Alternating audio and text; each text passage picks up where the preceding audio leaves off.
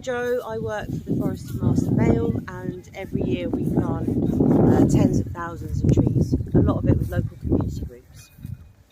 I'm Becky, I work at university as an environment officer. I help support tree planting events like this on campus, and we have an next one in March as well, so get planting, get your hands dirty.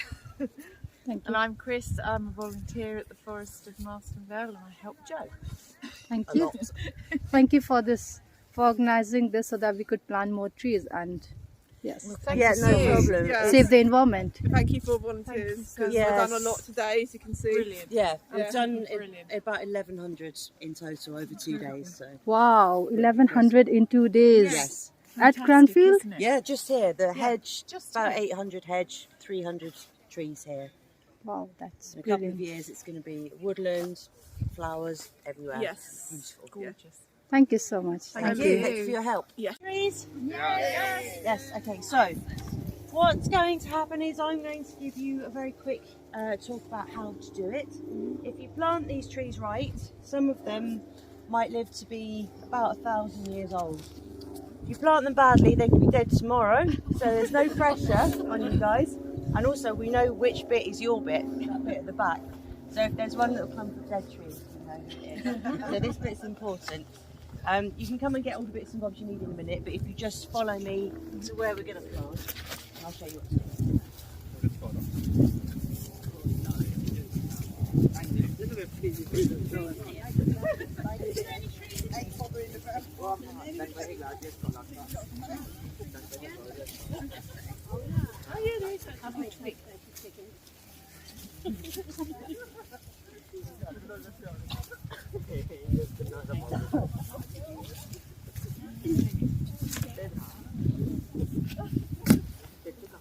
Right, if you sort of spread out a little bit so everyone can see, that'll be good.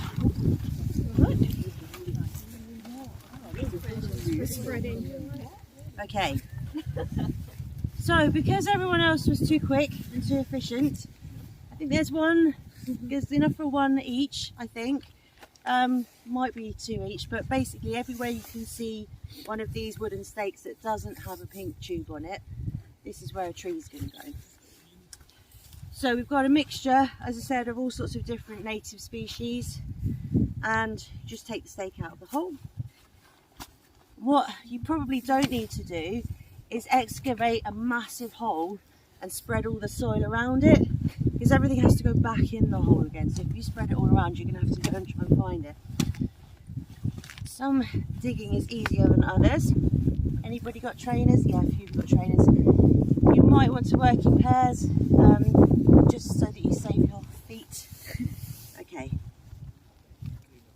So then you can just lift it up like that. And like I said, don't move the soil too far away from it. Dug quite a deep hole. These trees are bare rooted. So they're baby trees, they've been lifted from the nursery, they don't have any soil around them. So we keep them in the bag until you're ready to plant them, because they might dry out. And you can see where my thumb and my finger are. Everything below there needs to be underground. I probably don't need to tell you guys, but I always say it anyway. When I plant sometimes with school children, they'll put it in that much, and all the roots are hanging out, and everything really needs to be underground. And then check it fits, put all the soil back. The other important thing to remember is that you really seal that hole. Last year we planted thousands and thousands of trees, and the ones that weren't sealed properly, when we had the really dry weather, those holes opened back up and the hot air got into the roots and we lost those trees. So you can be quite brutal as long as you don't actually tread on the tree, obviously.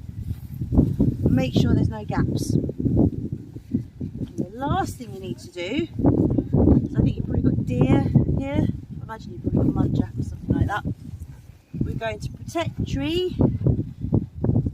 If you've got gloves, make sure you've got gloves holding this, because you might get splinters. And this needs to go in as low as you can get it, because it's quite breezy. If it's really wobbly, it will just blow over when we have high winds.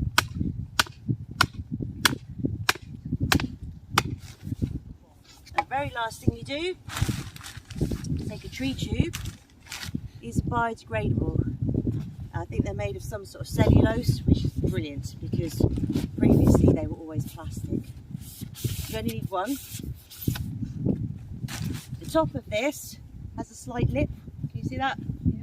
Bottom straight up and down. So this is the top where you have the lip. This goes, tube only goes over the tree. It doesn't go over the stake. And then you just make sure it's in the middle. And then you do it up. That is all there is to it.